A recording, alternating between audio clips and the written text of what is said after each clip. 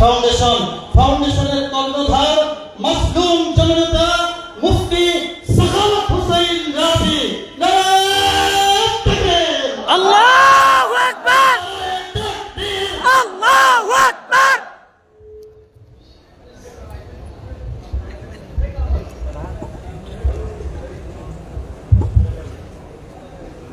نحمده ونصلي على رسوله الكريم أما بعد.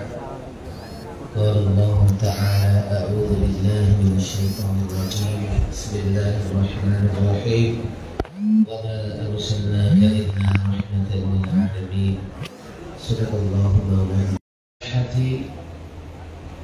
حضرت مولانا মামুনুল হক সাহেব, খালেদ সাইফুল্লাহ আইয়ুবী সাহেব, লালবাগ জামিয়ার দুই মুহাদ্দিস হযরত মাওলানা জুবাইর আহমদ এবং হযরত মাওলানা নাসিরউদ্দিন সাহেব আর অনেক উলামায়ে কেরাম এখানে উপস্থিত আছেন।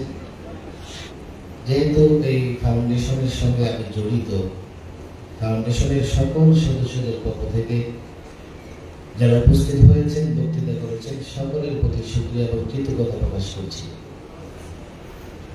ফাউন্ডেশন শুরু থেকেই যে কাজটা করবার চেষ্টা করছে, সিরাত বিষয়ে রাসূল সাল্লাল্লাহু আলাইহি সাল্লামের জীবনের নানা দিক নিয়ে আলোচনা করেন না এমন কোন আলোচক বক্তা বাংলাদেশে নাই। তাহলে সিরাতকে কেন্দ্র করে আলাদা একটা সংগঠনের কেন প্রয়োজন হলো? আমরা মনে করি শুধুমাত্র সিরাতের রাসূল সাল্লাল্লাহু আলাইহি সাল্লামের জীবনের কোনো দিক আলোচনা নয়, রাসূল সাল্লাল্লাহু আলাইহি সাল্লামের পূর্ণাঙ্গ জীবনী আলোচনায় রাখতে হবে। বিশেষ করে বর্তমান সময়ের যত সমস্যা তার সমাধান করবে রাসূল সাল্লাল্লাহু আলাইহি ওয়াসাল্লামের সিরাত অধ্যয়ন করতে হবে। সিরাত থেকে প্রত্যেকটা সমস্যার সমাধান দিতে হবে যেটা আছে। এইজন্য কোরআনে কারিমে রাসূল সাল্লাল্লাহু আলাইহি সাল্লামকে রাহমাতুল লিল আলামিন বলা হয়েছে। রাহমাতুল লিল আলামিন ফাউন্ডেশন মূলত সিরাত চর্চার পরিবেশ তৈরি করতে চায়। মাদ্রাসা, স্কুল, কলেজ সর্বত্র যেন শিক্ষার্থী, শিক্ষক, সাধারণ জনতা সিরাত চর্চা করতে পারে, সিরাত থেকে জীবনের সব সমস্যার সমাধান খুঁজে নিতে পারে। তবে এটা একটা বড় চ্যালেঞ্জ, একটা বড় চ্যালেঞ্জিং কাজ। এটা আমি যেটা মনে করি, বর্তমান সময়ে যখন রাসূল সাল্লাল্লাহু আলাইহি সাল্লামকে হায় প্রতিপন্ন করার চেষ্টা চলছে, রাসূল সাল্লাল্লাহু আলাইহি সাল্লামকে নিয়ে কটূক্তি করা হচ্ছে, তখন রাসূল সাল্লাল্লাহু আলাইহি ওয়াসাল্লামের আদর্শ প্রতিষ্ঠা করার সংগ্রাম, আন্দোলন অনেকটাই কঠিন। এই কঠিন কাজটাই ছাত্রদের করতে হবে, দায়িত্ব নিতে হবে। কিভাবে? রাসূল সাল্লাল্লাহু আলাইহি সাল্লামের সিরাত, তার আদর্শ জাতির সামনে যৌক্তিক জায়গা থেকে বাস্তবতার নিরিখে তুলে ধরতে হবে। এজ এক্সাম্পল, আমি বর্তমানে একটা পরিবর্তিত সময়ের যে একটা অগুছালো ভাব আমরা দেখতে পাচ্ছি পরিবর্তিত বাংলাদেশে। পরিবর্তন হয়েছে, পরিবর্তন অত্যন্ত কঠিন কাজ, কিন্তু পরিবর্তনের পরে পুনর্গঠন তার চাইতেও কঠিন। উপদেষ্টারা রাত দিন কাজ করছেন, ওলামায়ে কেরাম সহযোগিতা করছেন, ছাত্র জনতা সহযোগিতা করছেন, ওনারা রাষ্ট্র পুনর্গঠন করবে। কিন্তু পুনর্গঠন করতে গিয়ে আমরা দেখলাম যে শিক্ষা সিলেবাস, পাঠ্যক্রম নিয়ে আমরা উদ্বিগ্ন ছিলাম, সেই শিক্ষা সিলেবাস, পাঠ্যক্রমই এত বড় একটা ঝামেলা হয়েছে। যদি পরিবর্তিত বাংলাদেশ না হতো, যদি আমরা উপদেষ্টাদের সহযোগিতা করার মনোভাব আমাদের ভিতরে না থাকতো, এক একটাকে ধরে বঙ্গোপসাগরে নিক্ষেপ করতাম। নিজেরা সাক্ষাৎ করে শিক্ষা উপদেষ্টাকে বলে এসেছি, উনি আমাদের সঙ্গে ওয়াদা করেছেন প্রয়োজনে সংস্কার করতে পারুক আর না পারুক, শিক্ষা ব্যবস্থাকে বিগত ফ্যাসিস্ট সরকার যেভাবে বিতর্কিত করেছে, ঠিক বিতর্কের আগে চলে যাবেন তিনি। এরপরে এমন লোকদেরকে পাঠ্যক্রম সংশোধন, পরিমার্জনের দায়িত্ব দেওয়া হয়েছে যারা এক একজন চিহ্নিত মুনকির হাদিস, হাদিস অস্বীকারী, ইসলাম বিদ্বেষী। এগুলো ঘাপটি মেরে আছে নানা জায়গায়, উপদেষ্টাদের বিভ্রান্ত করেছে তারা। আমি জানি না আমার এই বক্তব্য প্রধান উপদেষ্টা থেকে উপদেষ্টাদের কাছে পৌঁছবে কিনা। ফেসিবাদের আমলে আমরা দেখেছি রন্ধ্রে রন্ধ্রে দেশে পরতে পরতে প্রশাসনের নানা জায়গায় নাস্তিক মুরতাদদের বসিয়েছে হাসিনা সরকার। আপনারা যদি মনে করেন তাদেরকে দিয়ে সংস্কার করবেন, সংশোধন করবেন, পরিমার্জন করবেন, আমরা ধৈর্য ধরছি। এর মানে এই না আমরা খবর রাখছি না বা হাল ছেড়ে দিচ্ছি না। ওই নাস্তিক মুরতাদরা কিসের সংশোধন করবে, কিসের পরিমার্জন করবে? তারা এই পরিবর্তিত বাংলাদেশে, নতুন বাংলাদেশে, স্বাধীন বাংলাদেশে থাকবারই অধিকার রাখে না। উপদেষ্টাদের বলবো, শিক্ষা উপদেষ্টাকে বলবো, প্রয়োজনে আমরা এমন আন্দোলন করব যে এক একটা নাস্তিক এদেশের মাটি এতটাই উত্তপ্ত হবে, তাসলিমার মতো এক এক নাস্তিক দেশ ছাড়তে বাধ্য হবে। আমরা পরিবর্তনের পরে দেশকে পুনর্গঠন করতে চাই। কি করে পুনর্গঠন করবেন দেশকে? আমেরিকার থিওরি দিয়ে, রাশিয়ার থিওরি দিয়ে, ভারতের থিওরি দিয়ে? কিসের, কোন চিন্তায়, কোন ফর্মুলায় রাষ্ট্র গঠন করবেন? পরিবর্তন তাদের দেশেও হয়, ঘন ঘন হয়। আমরা মনে করি, আমরা বিশ্বাস করি রাসূলুল্লাহ সাল্লাল্লাহু আলাইহি ওয়াসাল্লামের আদর্শ ছাড়া রাষ্ট্র পুনর্গঠন সম্ভব নয়। এই জন্য রাসূল সাল্লাল্লাহু আলাইহি ওয়াসাল্লাম রাহমাতুল লিল আলামিন। আর আমরা এই বিষয়টাকে এতটা দৃঢ় এবং মজবুতির সঙ্গে অন্তরে ধারণ করি, এই জাতিকে বলে দেই, জাতির শিক্ষিত সমাজকে বলে দেই, এই জায়গাটায় রাসূলুল্লাহর আদর্শের ব্যাপারে কোন ধরনের ছাড় ওলামায়ে কেরাম, তাওহীদি জনতা, মুসলিম জনগণ দিতে পারবে না। যে কোনো জায়গা থেকে, যে কোনো প্রান্ত থেকে, পৃথিবীর যে কোনো কোণা থেকে আল্লাহর নবীকে নিয়ে কটূক্তি করা হবে, আল্লাহর নবীর আদর্শকে নিয়ে তিরস্কার করা হবে, আল্লাহর নবীর চরিত্রে কালো কালিমা লেপন করবার চেষ্টা করা হবে। আমরা দেখব না, আমরা বুঝবার চেষ্টা করব না, আমরা জানবার চেষ্টা করব না সে কে, কোন পরাশক্তি, কোথায় থাকে, কোথায় বাস করে, তার পেছনে কে আছে।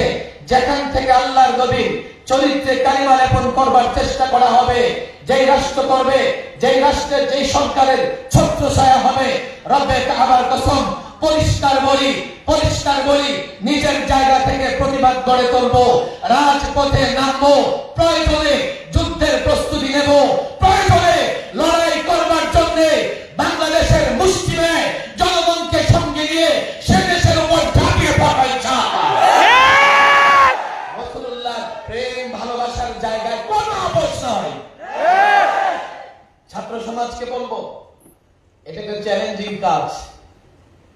শুধুমাত্র কনফারেন্স করে, মাহফিল করে আমাদের এই দায়িত্ব আদায় হয়ে যাবে না। ঘরে ঘরে প্রত্যেকটা যুবককে, প্রত্যেকটা মুসলমানকে বোঝাতে হবে রাসূল রাহমাতুল লিল আলামিন।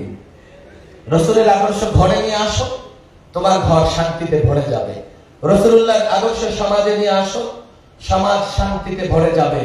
রাষ্ট্রে নিয়ে আসো, অর্থ ব্যবস্থায় নিয়ে আসো, বিচার ব্যবস্থায় নিয়ে আসো। আমি তো ভয়ের জায়গা থেকেই বলি, পরিবর্তন হয়েছে, আমরা পুনর্গঠন করবো বাংলাদেশকে। আমরা শান্তির মরীচিকার পেছনে ছুটছি।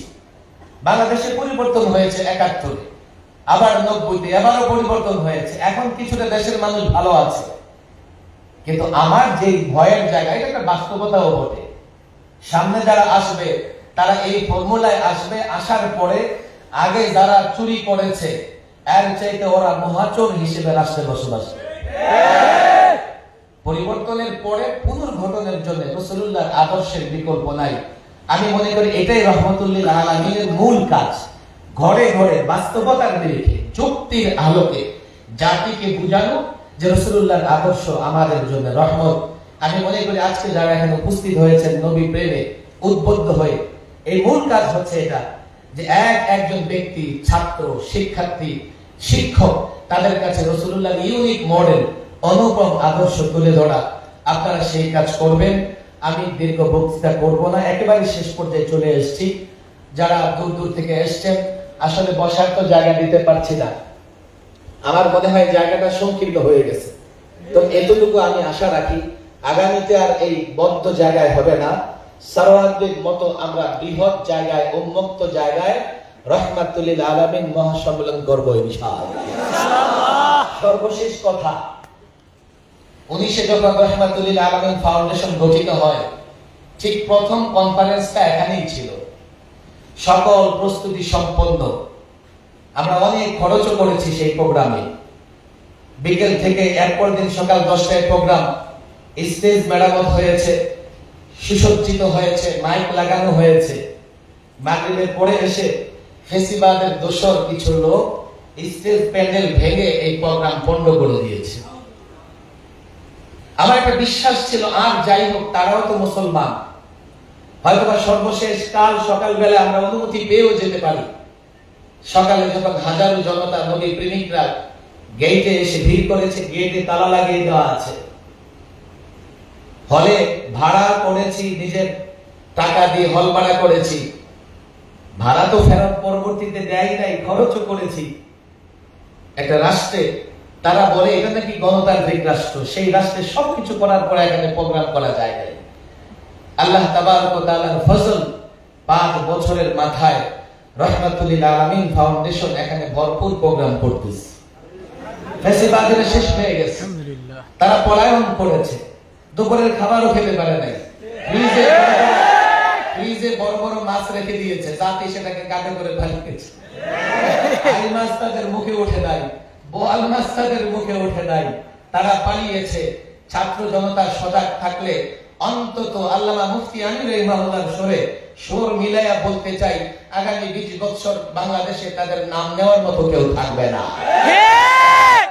আল্লাহ তাবারক ওয়া তাআলা এই প্রোগ্রামকে কবুল করুক। বিশেষ করে এই প্রোগ্রামে সবচেয়ে বেশি শ্রম যারা দিয়েছেন, আমি একটু অসুস্থ ছিলাম, সংগঠনের মহাসচিব আহসান শরীফ, জাকারিয়া মাহমুদ, আহম আকরাম সাহেব সহ, তানভীর সিদ্দিকী সাহেব সহ যারা অনেকেই, আলামিন সরাইলি, আলামিন আজাদ, মোহাম্মদ হোসেন সোহরাব, ইয়ং একজন আলেম, আব্দুল কাইয়ুম হানাফি সহ যারা শ্রম দিয়েছেন, ভরপুর প্রোগ্রাম করেছেন, তাদেরকে ধন্যবাদ জানাই। আর কোনো কথা হবে না, উপস্থাপকরাও কোনো কথা বলবে না। এখন বন্ধুবর হযরত মাওলানা মামুনুল হক সাহেব সর্বশেষ বক্তৃতা করবেন। এরপরে আমাদের মধুপুর হযরত হুজুরের মন মর্জি যতটুকু মনে হয় বক্তৃতা করে দোয়া করে দিবেন, দোয়া করে দিবেন ইনশাআল্লাহ। এরপরে হুজুরের দোয়ার পরে আমরা এখান থেকে